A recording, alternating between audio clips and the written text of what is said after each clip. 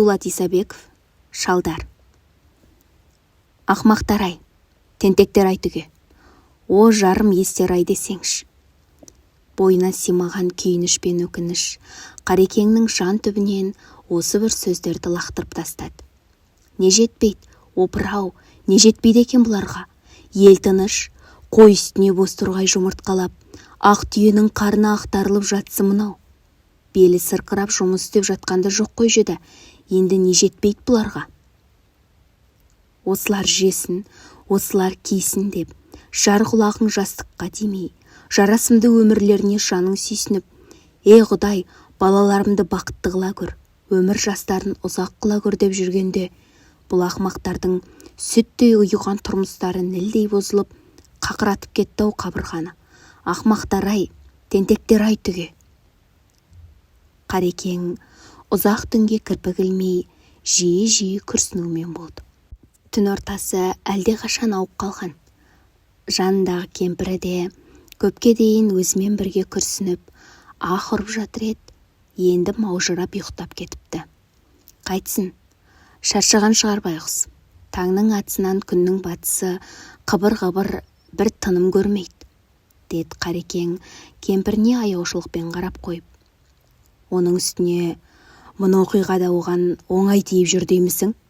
Осының бәрін көре біле тұрып, кейде оған орынды-орынсыз қожыраңдаймын кеп. Енді қартайғанда осым неменің, а? Тоба. Дала сүттей жарық. Терезеден дір-дір етіп ай сәулесі құйылып тұр. Үй ішінде асыр салған ай нұрынан қабырғада ілулі тұрған киім-кешектер қарауытып көрінеді. Далада да, үйде де мүлгіген тыныштық. Бір кезде сыртқы есік сарт жабылып, маужыраған дүние селт ете түсті. Ерғабыл ғой, ол неге ұйықтамай жүр екен? Әй ақмақ, осының бәріне сен ғой кінәлі. Келін байғұстан ештеңе де жоқ сияқтау. Араларыңа түсіп абырой таба ма бұл адам? Өзіміздікі жөн, өзіміздікі дұрыс дейсіңдер де тұрасыңдар ғой түге. Ұрса беретін жас бала емессіңдер тағы да. Қайтерсің енді? Қарекеңнің есіне өткен күндердің уақиғасы түсті. Онда Ерғабылдың әлі үйленбеген кезі. Ауылда 11 жылдықты бітірген соң араға 2 жыл салып, Шымкенттегі мұғалімдік институтқа документ тапсырды да, физика дейме, химия дейме, әйтеуір бірдеңесінен құладым деп қайтып келген. Сонан соң 5-6 күн бос жүріп, қыз-келіншектермен бірге мақта теруге араласты. Арада 1-2 ай өтіп, жиын-терін болған шақта Ерғабыл қояр да қоймай жүріп, мақта теруден жинаған ақшасына бір мотоцикл сатып алды. Сол-солақ екен, оны үйден табу қиынға айналды. Азанмен тұрып алады да, шашы желбең-желбең етіп әлгі машинасымен әлек болып жатқаны. Тамағыңды ішсеңш, суып қалды ғой деген сөзге, міне, қазір деп, Құдайдың сәске түсіне дейін жүреді. Ойбай-ау, алғаныңа шөміш кебетін уақыт болған жоқ, сенің мотоцикліңнің бір бәлесі бар ма? Ертеден кешке дейін түрткілейсің де жатасың. Анау Ергешбай мінетте жүре береді ғой осы, деген Қарекеңнің сөзіне Ерғабыл, ой көкәй, әпкәткіден өткенше күтіп мінген жақсы, немесе тез тозып қалады деп жауап беретін. Сонан соң үйге кіріп бір пиала айранды нансыз сіміре салатында әлгі мотоциклін тырсылдатып бір жаққа ғайып болады. Қайда баратынын айтып кетсе айналайын дейсің ғой, ләм демейді. Кейде сол кеткенне мол кетіп, 2-3 күн бойы зым-зия хабарсыз кететінін қайтерсің. Үйдегі ата-анасы түнемеге кірпік қақпай таң атқанша дыр еткен дыбысқа құлақ түріп жатқаны сол. Ойпырмай, мына баласы түспегір аман болса болғаны, ана қу темірді қайдан сатып ала қойып еді, бір пәлеге ұшырады-ау сол, деп Қарекең мен Бибінұр шешей қарап жатып қайғы жұтады. Өстіп, далаға қайта-қайта тың-тыңдап, балаларынан еш дыбыс ести алмай, тып-тыныш жатқан бір шақта, есік алдына мотоцикл дүр-дүр етіп кеп тоқтай қалады. Екі қария қуаныштан жүректері жарыла жаздап есікке жарыса ұмтылады. Қартайғанда ата-ана перзентінің алдында бала болады екен ау. Ой, айналып қана кетейін сенен, мотоцикліңнен де айналдым, дүр етіп жетіп келді әні, о шүкірім дейді екеу. Осы жұмыр жер бетінде тек Қарекеңнің ғана баласы осылайша ерекше жаратылған ба, әлде барлық әке мен баланың арасында болмай қоймайтын заңды алшақтық па? Ерғабыл даладан келгенде кәрі адамның жанын жадыратып, айызы мен мейірін қандырып, ашық жарқын бір сөйлемейді. Сұрақ қойса ғана қысқаша жауап береді де, өз бетінше бір нәрсемен айналысып тұрғаны. Тіпті ештеңе таба алмаса, адам түсініп болмайтын қайдағы бір жоқ өлеңді ыңылдап айтып отырады. Мұндағы ата-аналар өзінен жарқын бір сөз естуге ынтық болып, онсыз өткен 2-3 күндері жылға теңеліп кеткенін, ай тентек-ай, бір түсінсейші, ой жіберсейші соған бір. Осындай кездерде Қарекең жарыла жаздайды. Ақыры шыдай алмай, ау, айтсаңшы күмілжімей, қайда болдың, не істедің? Біз бөтенбіз бе саған осы? Үйде бармыз ба, жоқпыз ба, оныңмен ісің болмайды ғой жүдә. Құдай білет, кіріп келгенде біз өліп жатсақ, о, өліп қапты ғой мына байғұстар дейсің де қоярсың.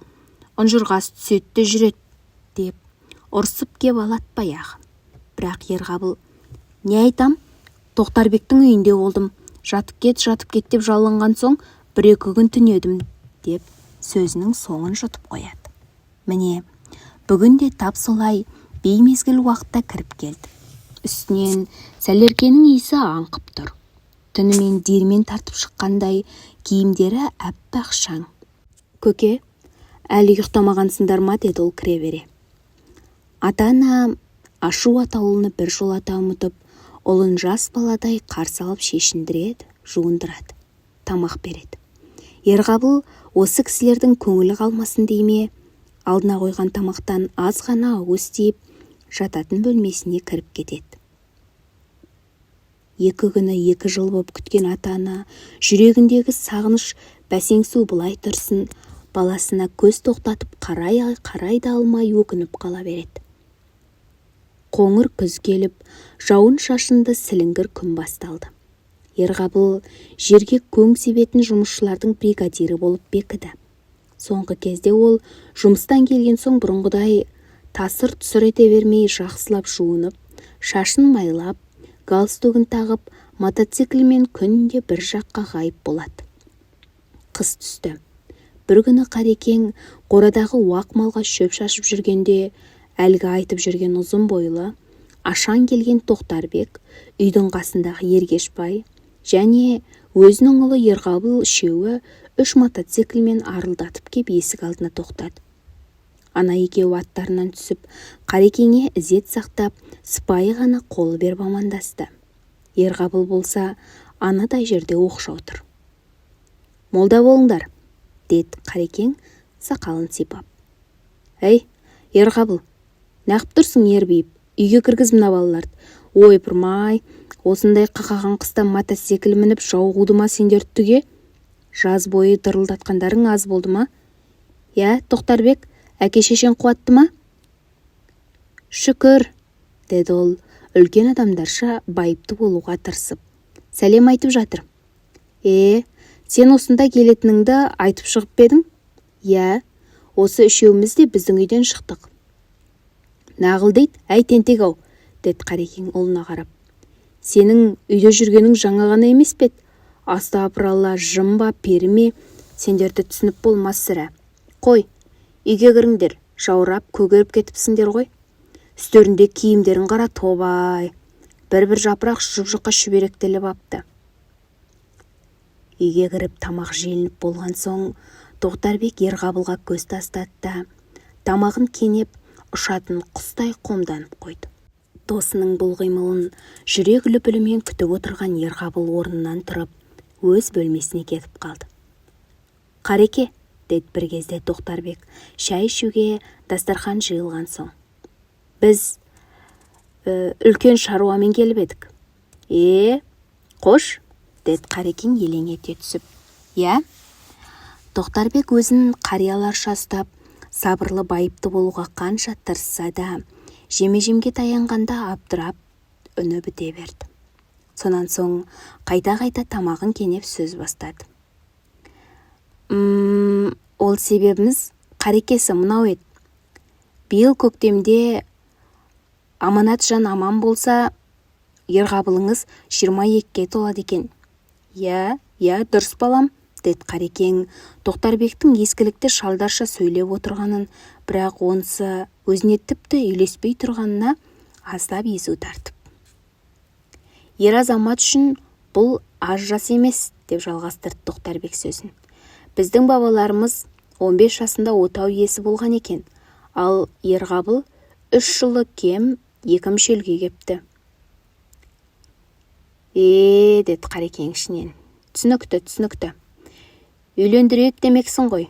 Нұр жаусын тілегіңе, нұр жаусын балам.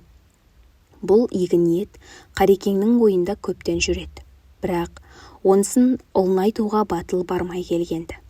Енді Тоқтарбектің аузынан мынадай жылы лебізді естіген кезде қуаныштан көзі күлімсіреп, бурыл сақалын сипалай берді. Сөз соңын іштей шыдамсыздана күтті. Ерғабыл Надияны сүйет деп бір кезде Тоқтарбек түйеден түскендей дүңк еткізіп қойып қалды. Ол да екеуінің жүргеніне жарым жылдай болды. Не дейді? Деді Қарекең шошып кетіп. Надиясы несі тағы? Қап, бүлдірді-ау деп күйінді қатар отырған Ергешбай ішінен. Бағаналы бері сылап сипап келіп, аяқ жағын атала қылып жіберген қараш, Надия деп несі бар мұның? Надия деген Нәзира дегені ғой ата, біз еркелетіп осылай айтамыз деп шыдай алмаған Ергешбай сөзге араласып. Қарекең уф деп демін терең бір алды да ауыр күрсінді. Сонан соң, айта бер дегендей Тоқтарбекке қарап қойды.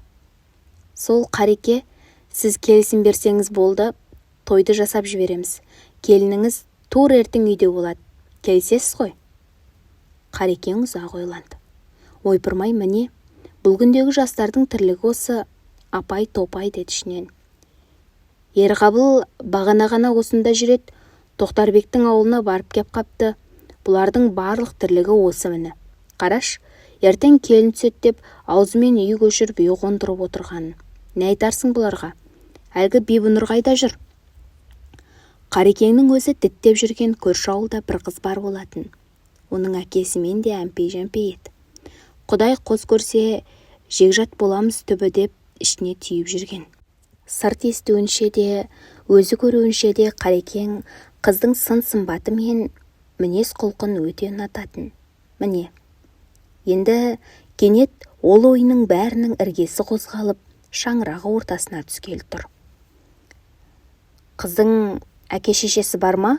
Деді әлден соң ол қоңыр шайды ұрттай түсіп. Бар. Сіңлісі де бар, біздің үйдің қасында тұрады. Олардың не дейтін білесіңдер ме? Олар не десін? Надия, Назира Ерғабылды сүйеді. Оған кім қарсы тұра алады? Сүйеді, кім қарсы тұра алады? Сөздерін көрдің бе? Деді Қарекең іштей. Түйеден түскендей ау, түйеден. Әке-шеше деген бұларға нақа бір қолдағы кесе секілді. Олар бұларды жаман болсын деймекен сірә? Сөйтіп, арада бір апта өткен соң Ерғабылдың үйлену тойы болды. Бұл қуанышына Қарекең көрші ауылдағы түбі жегжат болармын деп жауап түйген үзеңгі досы Шерәліні де шақырды. Бірақ ол жіберген шақыру қағазын нақ той болатын күні бара алмаймын деп қайтарыпты. Сонда ғана барып, Қарекең Шерәлінің де өзімен жегжат болармын деп үміттеніп жүргендігін, енді келіп тойға шақыртқан қағаз оған шаншудай қадалғанын түсінді. Қайтеміз енді, деді ол кемпіріне. Бала үшін ежелгі достарымен ренжісуімізге де тура келер. Той томалақ тарқаған соң, Қарекең қасына ауыл шалдарынан 2-3-еуін ертіп алып, көрші колхоздағы құдасының үйіне тартты. Қыздың әке-шешесі Назираның күйеуге тиетіндігінен бейхабар еді. Тіпті ол Ерғабылмен кететін күні кешке жайбараққа сіңілісіне көйлек пішіп отырды-ау. Содан соң сиыр сауып кешкі тамақ әзірледі. әрберден соң даладағы итке жуынды да құйған жоқ па? Өз қыздарының ерке күлкісіне, сыңғырлаған үні, апа көке деуі, бәрі де бұл үйдің ішінде соңғы рет естіліп тұрғанын кемпір шал қайдан білсін. Олар үшін Нәзира әлі ана сүті аузынан кетпеген жас бала емес пе еді? Осы үйде мәңгіге қалатындай еді ғой. Сөйтіп жүрген қыздары бір күн түнде жоқ болып, орнын сипалатып кеткенде, Молдабай қарттың көкірегін орны толмас бір ыза, опыныс билеп, ал ана жүрегі қарс айырылды. Байғұс ана Нәзираның анық бұл үйден кетіп, жат босағаға кеткенін жұрт аузынан естігенде, қызының кеше ғана қолына алып, екі жеңін ғана бітіре алмай кеткен көйлегін қайта-қайта көкірегіне басып ұзақ жылады. Жұрт жиналып, жапырлап басу айтып жатты. Осы оқиға аздап ескіріп, әке-шешенің қайғысы серпіле бастаған шақта, үлкен бесінмен таласып, үш құда сау ете қалды. Қарекең бір баласы екеу болып, әйтеуір бір жат үйге бас құда болып, табалдырық аттайтын ең бақытты, ең қуанышты кезеңді қалай қарсыларын көз алдына анық елестете алмаушы еді. Ал дәл қазір көліктен түсіп, үлкен бастырманың алдындағы қазыққа ат байлап жатқанда, үйден өзінің ет құдасы бой көрсетіп сәлем бере шықпағанына іштей налып қалды. Япыр-ау, жаман болайын, жақсы болайын, оған мен енді алыс адам емеспін ғой. Кімнің баласы үйленіп, кімнің қызы күйеуге тимей жатыр. Күйінбейтін әке болмайды. Бірақ ашуын ақылға жеңдіріп, өкпе реніші болса соңынан айтса қайтеді деді үйге беттеп келе жатып. Есік алдында 3-4 әйел пайда бола кетіпті. Бәрі де сыбырласып қана еріндерінің ұшымен амандасады. Ішке кіріңіздер, деді орта жастағы бір әйел сол жақтағы қара матамен тысталған есікті ашып. Үш құда ішке кіре бергенде, қонақтардың келген енді ғана аңғарған кейіп көрсетіп, Молдабай да есікке беттеп келе жатыр екен. Олар бір-бірімен қол алысып амандасып болған соң, үй иесі шешініңіздер деді. Осы кезде ауызғы үйден кішкене қызбен тағы бір әйел кіріп, қонақтардың киімін шегеге іле бастады. Жаңа жекжаттардың алғашқы жүз көрісуінің көңілсіз сәттері артта қалып, 5-10 минут өткен соң қонақтар төрге салынған құрақ көрпеге жайғасып отырды. «Я, мал жандарыңыз аман ба?» деді Қарекең бірінші боп тыныштықты бұзып.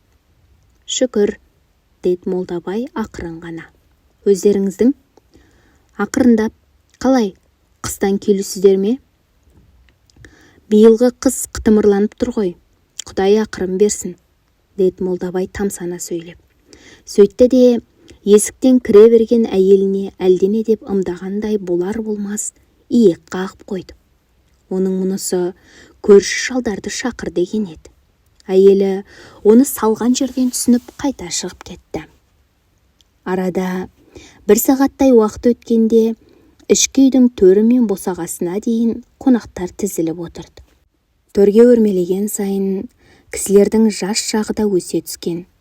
Шалдар жағы кезек-кезек өткен-кеткенді әңгімелеп, гу-гу күліп қояды. Ал төменгі жақта шай құйып, кесе ұзатып отырған орта буынның адамдары анда-санда «Япырмай, міне, пәленшекем оңай емес біздің» деп әңгімешіге дем беріп жатыр. Жылқы мен жылқы кісінескенше, адам мен адам сөйлескенше деген осы ғой. Шалдар жиналып, әзіл-оспақ араласқан соң, Қарекең өзін алғаш кіріп келгендей емес, еркін кең ұстады. Құдасы да жаман кісі көрінбейді. Болса да келгелі бері бақылап отыр. Әңгімесі дәмді екен. Тыңдаушысын тамсандырып, айызын қандырып тастайды. Әлбетте, деді Қарекең өзін-өз. Қыз ашу оңай дейсің бе? Соның орнында мен болсам қайтарем. Алғашында солғын болса, кеудесін ашу кернеген шығар. Ашу алдында, ақыл соңында деген бар емес пе? Шынында да, Молдабай сөзшең, ұстамды, аузынан шыққан әрбір сөзін ойланып айтатын байыпты кісі еді. Оның осы қасиетін Қарекең бүгінгі кеште-ақ байқап қалды. кеш батып, іңір қараңғылығы үйірілгенде қолға су құйыла бастады. Анда-санда ашылып қалған есіктің ар жағынан әйелдердің ду-ду күлгендері естіліп жатыр. Және асқа деген тәбетті қоздырып, есік ашылған сайын жас еттің иісі бұрқ ете қалады. Тамақ желініп болған соң, осы кеште 3-ші рет дастархан жайылып, кісілер шай ішуге кірісті. Әлгі бір әңгімешіл шалдар да сөзді неден бастарын білмей, шай алыңыз кәні деп қысқа-қысқа үн қатып отыр. Бұл сөйлеуге сөз таппағандықтан емес, келелі бір әңгіме неден, қалай бастауды білмегендіктен туған жай еді. Бұйрық деген осы екен де, деді әлден соң Қарекеңмен бірге келген қария сөз бастап. Құдай бұйыртса, міне, сіздер мен біздер жекжат болдық. Өкінгеннен не пайда, енді қалғаны қуаныш қой біздерге. Бәріміз де қыз өсіріп отырмыз. Қызы бар үйдің түбі бір өкініші бар. Сол қызымыздың қай күні кетіп қаларын Алла білсін. Бүгіндегі жастарға пәлен деуде қиын ғой. Әкелердің ойлайтыны солардың келешегі екен. Теңін тапса дейді екенбіз. Молдеке, қызыңыз жаман есікке барған жоқ. Әкесі міне ақ тілеумен алақанын жайып алдыңызға еп отыр. Ұл болса, өз баламызды мақтау жараспас. Дегенмен, қыз қалаған соң жаман болмағаны ғой. Рас емес пе? Деп, аздап күлімсіреп, ол отырғандарға қарады. Әлбетте, кім жамандасын? Деген сөздер тұс-тұстан естіліп қалды. Айта беріңіз. Сөйтіп, құдалар алғашқы таныстықтарын мал-жан амандығымен әзіл-оспақтан бастап, түн жармауғанда барып осылайша келелі кеңеске көшті. Екі жақ мәмілеге келіп, ет құда болайық деп қол алысқанда, қыстың ұзақ таңы сыз бере бастап еді. Сол кезде ғана әйелдердің шыдамсыздана күткен сәттері де жетіп, Қарекеңдердің қоржын қос құлақтарының аузы сөгілді. Дүние деген жолдас емес көңіл құрты. Ол өзгеге құлаған ықылас пен құрметтің белгісі. Қарекеңдердің алып келген 3-9-ы қыз ауылының адамдарын риза етіп тастады. Құдасының үйінде 2 күн жатқан соң, жаңа жекжат болған ауылдың қанша дегенмен сыншыл келетінін ескеріп, Қарекеңдер қайту қамына кірісе бастады. Осы аз ғана күннің ішінде Қарекең өз құдасымен де, ауыл ақсақалдарымен де тіл табысып, етене жақын болып кетті. Бұлар жүрер кезде осында келгелі бері танысқан шалдар кәдімгідей абыр-сабыр, әуен-жәуен боп жиналысып қалды. Сыйға сый, сыраға бал дегендей, қыз төркіні де қарап қалмай, 3 шалға 3 шапан жауып, тағы да толып жатқан сәлемдемелермен қонақтарын аттандырып салды. Ауылдан қозы көш ұзаған кезде Молдабай тізгін тартып ат басын тежей берді. Қарекең де құдасының ішкі ойын сезгендей, қолындағы күміс сапты қамшысын әдейі жерге түсіріп жіберіп, соны алғалы аттан түсті. Ал Қареке, деді. Қара жанатына қайта отырып қатарласа бергенде Молдабай. Алғаш жүз көріскенде томсарайған мінез көрсеткенім үшін қазір өзім ұялып келе жатырмын. Оным үшін айып етпегейсіздер. Күйеу 100 жылдық, құда 1000 жылдық деген бар. Енді сіз бен біз жекжат болдық. Қыз бердім екен деп, керкейдің әке мен емес, сыйлағанның құлымын. Алдыма келіп, ақ бата сұрағандарыңызға бек ризамын. Көзіңізге мақтанғаным емес, ендігі бір арманым жақсы бір құда табу еді. Ол тілегім қабыл болған сияқты. Бай мен бай құда болса, араларында жорға қатынайды. Кедей мен кедей құда болса, араларында дорба қатынайды. Бай мен кедей құда болса, бір-біріне зорға қатынайды деген ғой бұрынғылар. Қазір бай кедей деп бөлетін жайымыз жоқ. Сонда да болса, әлгі айтқандай зорға қатынап жүрмейік. Қыз бердім екен деп, мен сіздерден ештеме дәметпеймін. Тек аралас-құралас боп отырсақ, маған бәрінен де сол қымбат. Одан басқа не қалды бізге? Әке үшін балаларының ойнап күліп жүргенін көруден қызық не бар? Енді қалғаны солардың ғұмырлы болуы, солардың тату болуы. Қаражан Молдабайдың сөзшең, ашық жарқын, байыпты кісі екенін бұрында аңғарған еді. Бірақ оның ішкі дүниесі дәл осындай кең, әкелік мейірімі терең болар деп ойламаған-ды. Ол құдасына шексіз риза болды. Біраздан соң ол құдасының шылбырынан ұстап тоқтатты да: «Молдеке, құдалық жағымен мынау ақ ниет, ақ көңілмен ұсынған достық белгім болсын, алыңыз» деп күміс сапты қамшысын ұсынды.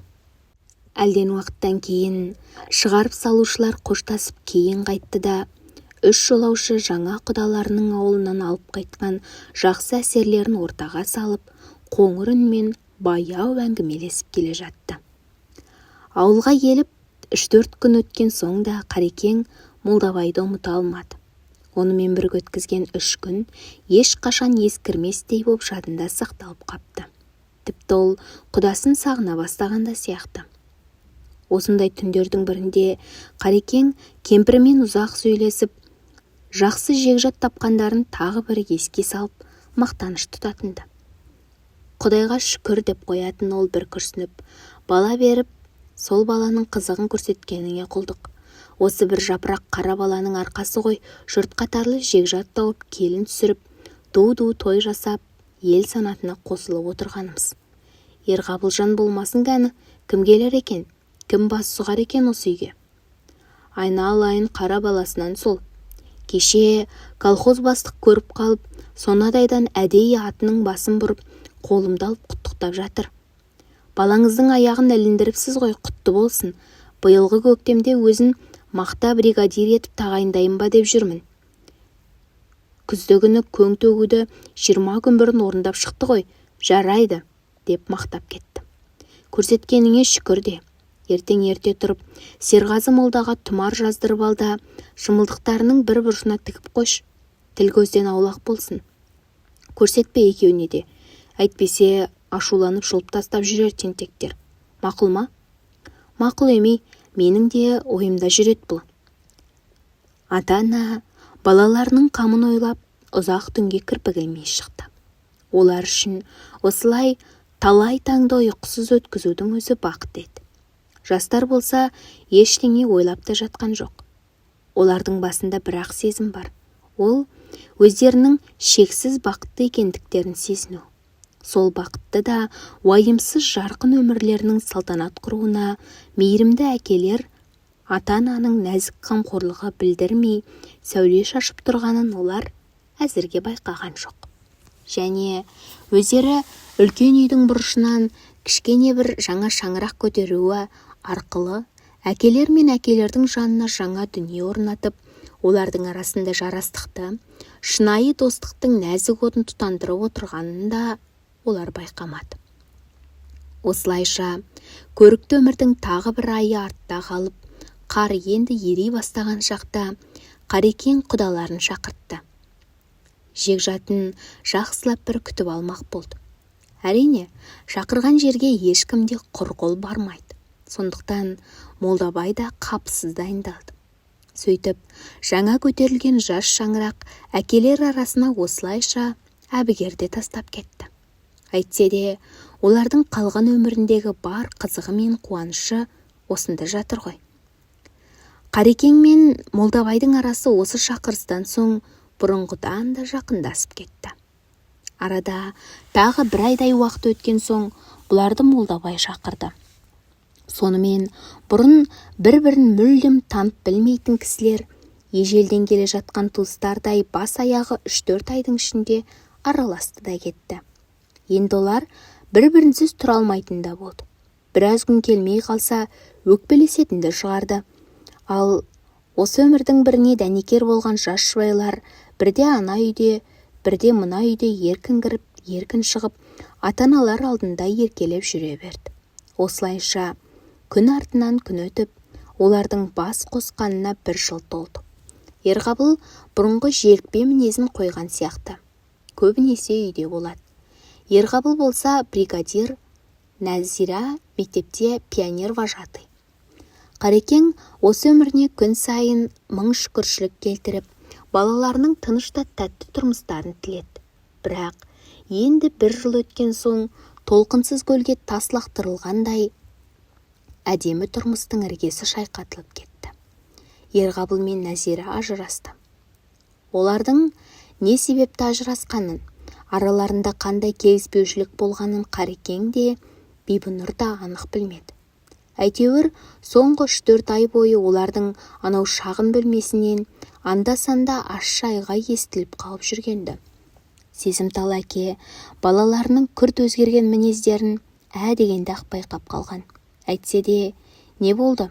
Неге томсырайып жүрсіңдер деп сұраған жоқ. Кемпіріне де рұқсат етпеді. Қойш, не болса соған елеңдей беріп, ұрысар да татуласар, араласпай-ақ қояқ дегенді. Жаздың жаймашуақ күні еді. Қарекең құдасының ауылына барып кештетіп оралды. Келсе, үйде әлі шам жағылмапты. Терезе біткен үңірейіп тұр. Оның денесі мұздап сала берді. Бибінұр, Бибінұр бармысың? Деді ол есіктен кіре бере. Ешкім жауап қатпады. Тоба, қайда кеткен бұл үйдің адамдары? Деп ол ішкі үйдің бөлмесіне кіріп электр шамын жағып қалғанда, тіреуге сүйеніп жылап отырған кемпірін көрді. Қарекең бір сұмдықтың болғанын сезіп, шошып кетті. Әй, не болды? Неге жылап отырсың кеш батқанда? Деді ол әйелінің қасына келіп.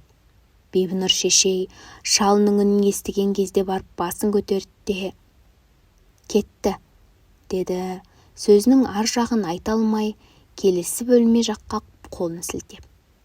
Қарекең ауыр бір күрсінді. Сол орнында едәуір уақыт тұрды да баласының бөлмесіне беттеді. Ерғабыл үйде жоқ екен. Сол күні олар ас та ішкен жоқ, сиыр да саумады, көгендегі қозылар да ағытылмады. Ерғабыл дүсір-дүсір етіп түн жарым ауғанда келді. Есік алдындағы аш төбет асыла кетті ме, оның қаңқ еткен даусы естілді. Итте несі бар мұның, деді ұйқысы жатқан Қарекең ішінен. О байғұстың жазығы не? Ерғабыл өз бөлмесіне жайғастау дегенде Қарекең буындары сытыр-сытыр етіп орнынан тұрды. Қайда байғұсау, деді кемпірі сыбырлап. Ол үндеген жоқ. Кемпір де қайта сұрамады. Шалының қайда бара жатқанын өзі де біліп жатса керек. Қарекең ұлының бөлмесіне кірді. Ол сырт киімін орындық үстіне қалай болса солай тастай-тастай салып, енді жастыққа бас қойған екен. Ойда жоқта кіріп келген әкесін көріп, жастықтан басын көтеріп алды. Қарекең сөзді неден бастарын білмей, босаға жанында едәуір уақыт үнсіз тұрды. Бала алдында әкенің де айтарға сөз таппай, дәл осылайша қиналатынын Қарекең осы сәтте ғана сезген сияқты. Әкесінен сөз күтіп, бала да үнсіз жатыр. Келін қайда? Деді Қарекең әлден соң мүлгіген тыныштықты селт еткізіп. Ерғабыл да бұл сұрақты іштей тосып жатса керек. Төркінінде, деді аспанға қараған бойы. Қайтып келе ме? Білмеймін. Енді кім біледі? Өзі біледі. Тағы үнсіздік. Ойбай-ай, мына күшіктің сөзін ая. Тіпті атам өлсе қойылар, атан өлсе сойылар дегендей бейғам жатыр ғой жүді. Қиналса не қыл деген екенсің?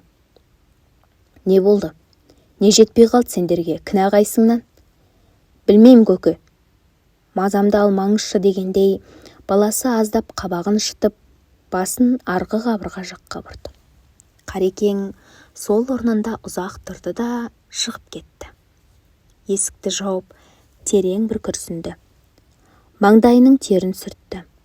Өз бөлмесіне енгенде, оның келуін шыдамсыздана күтіп отырған кемпірі, не болды? Келін неге кетіпті деген сұрақпен қарсы алды. Шалы үндемеді.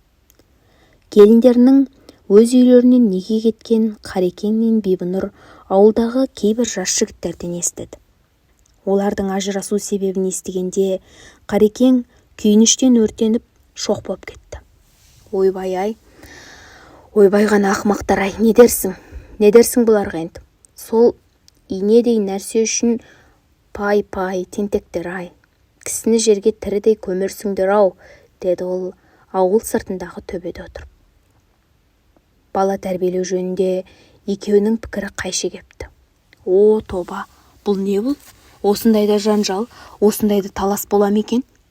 Үлкен, ер қабырғасы қайысатын нәрсе болса бір сарау. Бала тәрбиелеу жөніндегі пікірлері қайшы келген. О, сұмдық. Қарекең мырс ете қалды. Ойбай ғана ақымақтар-ай, осығанда адам сүтті үйіп отырған тұрмысын бұза ма екен? Тіпті ол жөнінде екеуінің жиналыста таласып несі бар десеңші. Осынысы күйдіреді-ау бұлардың осынысы. Мына Ерғабылда шайнан ми болса нағыл дейсің. Мектепке барып несі бар-ай оның, а? Істейтін жұмысы шашынан асып жатыр, өз жөнімен жүрсе біреу ұрар ма? Әй, бұны да жігіт болды, үй болды деп жүрміз-ау. Ал мейлі, ұрса қойсын, таласа қойсын жеді. Енді соған болы ажырасам екен? Әлде ғана Құдай-ау десеңші, бір жиналыста ғана емес, жалпы екеуінің пікірі келіспепті. Сондықтан жиі ұрсат деген не тағы? Бұларға адам түсініп болмас. Тоқта, Құдай-ау, келін осы 2 қабат емес пе еді, деді әлден соң Қарекең күбірлеп. Мен үйде болған кезімде үй алып, көп аса далаға шыға бермейтін еді ғой. Амандық болса енді 1-2 айда, о, ақымақ-ау, ит-ау, соны көре біле тұрып мына Ерғабылдың істегенін қараш. Өстіп қой кісінің зығырданын қайнатып, ішіне өрт салатыны. Күйініші ішіне симай, Қарекең орнынан атып тұрды. Күн батып, ымырт үйіріліп қалыпты. Ол үйіне ақырын аяңдады. Үйіне келіп, 1-2 кесе көк шай ұрттаған соң, пияланы төңкеріп тастай салып жантая кетті. Арада 1-2 ай уақыт өтті. Қарекең құдасының ауылына баруға әлденеше рет тәуекел етті. Тіпті 1 рет орта жолдан қайтты. Бірақ осыдан бұрынғы ет жақын құдасы өзінен суып қалғандай, барғанмен өзін селқос қабылдайтындай көрінді. Әр ол Ерғабыл ақылға көніп келінің соңынан барар деп те жүрді.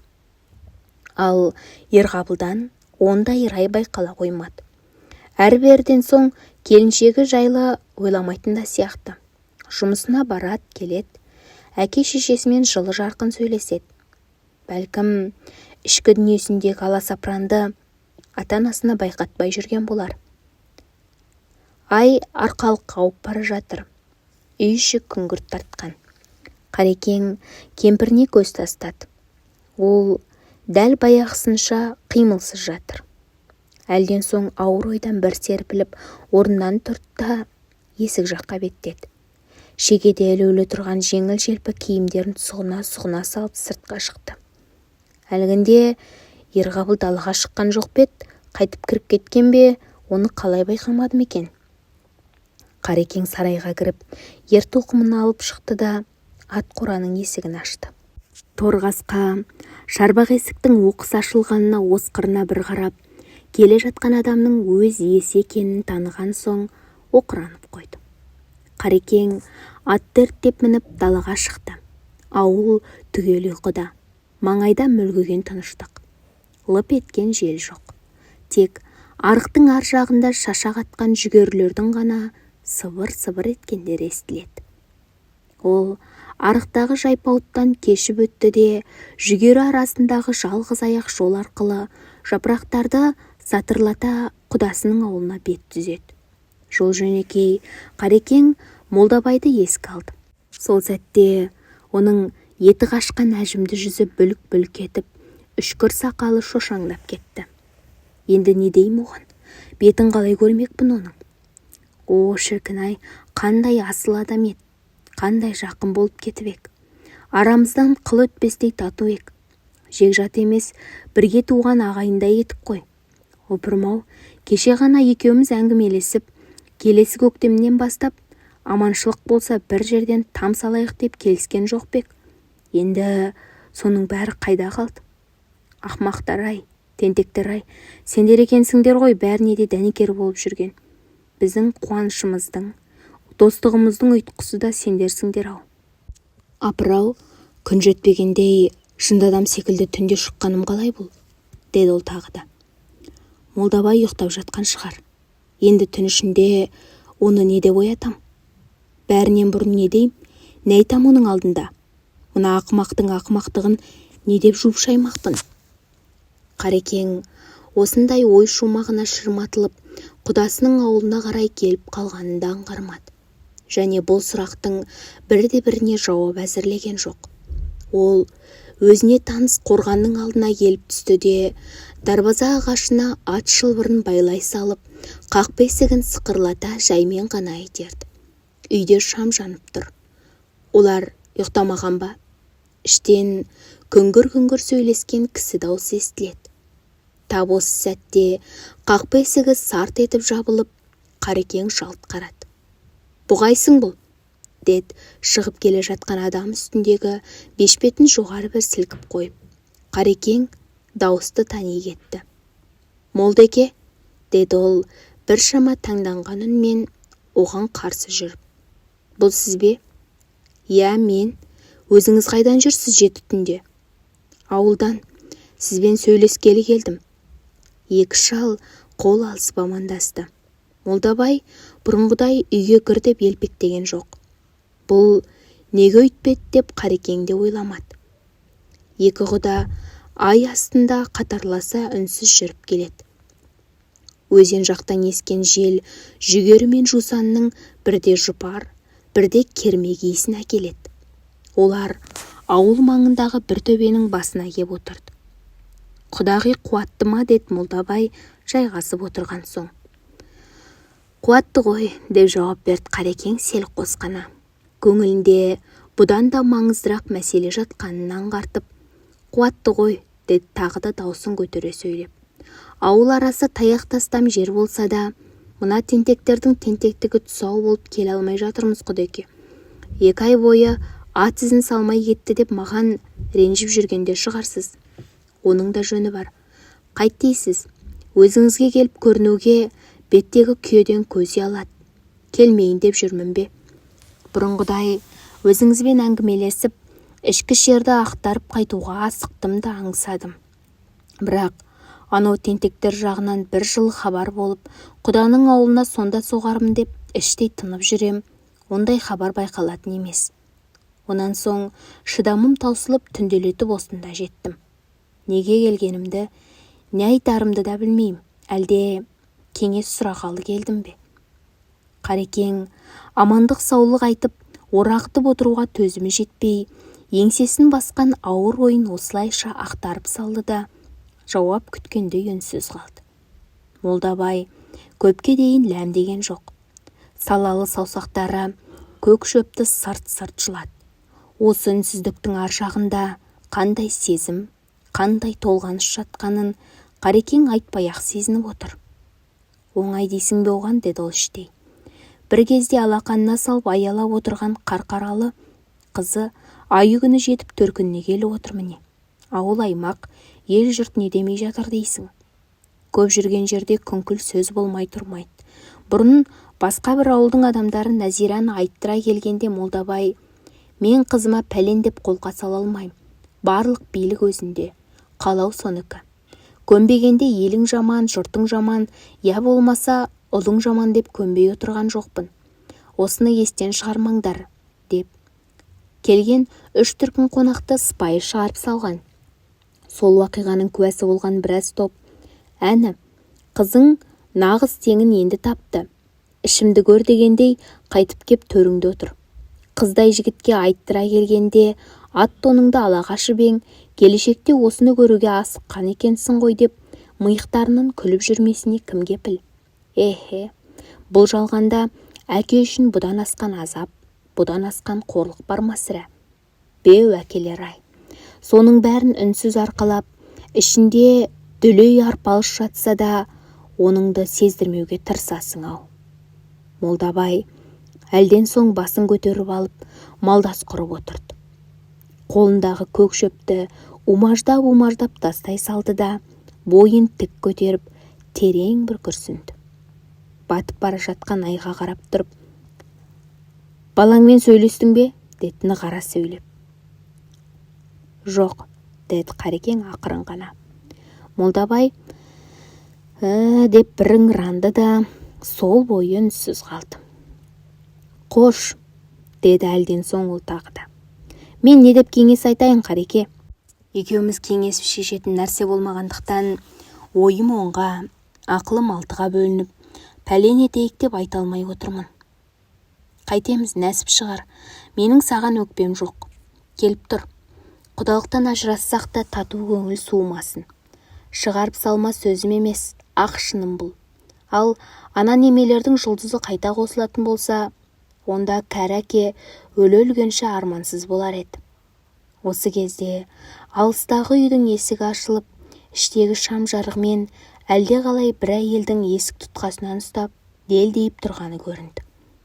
Молдабай әлдене күткендей солай қарай еңсесін көтеріп қадала қалды. «Қайнаға-ау, қайнаға!» деп айғай салды әлгі әйел. «Уа, не, мен мұндамын!» деп Молдабай орнынан ұшып тұрып солай қарай жүрді. Қасындағы Қарекеңді ұмытып кеткен секілді. «Қайнаға, сүйінші, сүйінші, немерелі болдыңыз, ұл деп оның алдынан ентіге шықты.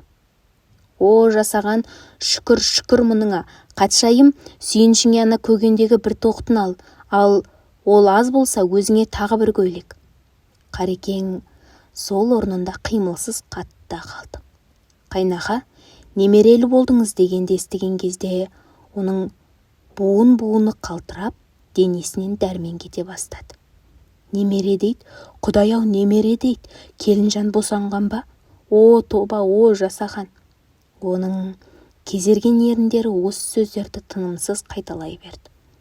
Содан соң есін жиып айналасына қарады. Қыбыр еткен жан жоқ. Молдабай да ішке кіріп кетіпті. Өзі келгенде оның далада жүрген себебін енді аңғарды. Ол екі аяғына бір-бір батпан тас байлағандай алға қарай ақырын қозғалды. Сол бойы қақпалдына кеп тоқтады. Ашық қалған есіктен қуанышты адамдардың дабыр-дұбыр сөйлескен үндері естілді. Қарекең қақпаға сүйеніп тұрып, ішке езіле ентіге қарады. Осы сәтте іштен шыр етіп жылаған жас нәрестенің даусы естілді. Қарекең басын көтеріп алып, қақпаның кедір-бұдыр тақтайларын сипалай берді. Айналдым-ау үніңнен, немере, менің немерем, Қаражанның немересі. О, Құда, айналдым-ау үніңнен. Қарекең кейін шегініп, дірілдеген қолымен атының шылбырын шешті. Өзін әлдекім қуып келе жатқандай, ер үстіне жас жігітше қарғып мініп, ауылына қарай шаба жөнелді. Тентектер-ай, әлде ғана тентектер-ай, ездіңдер-ау, жаншыдыңдар-ау мына кеудені. Қой үстіне бозторғай жұмыртқалайтын заманда қап тентектер-ай. Ол үйіне тез жетуге асығып, атына қамшыны баса түсті.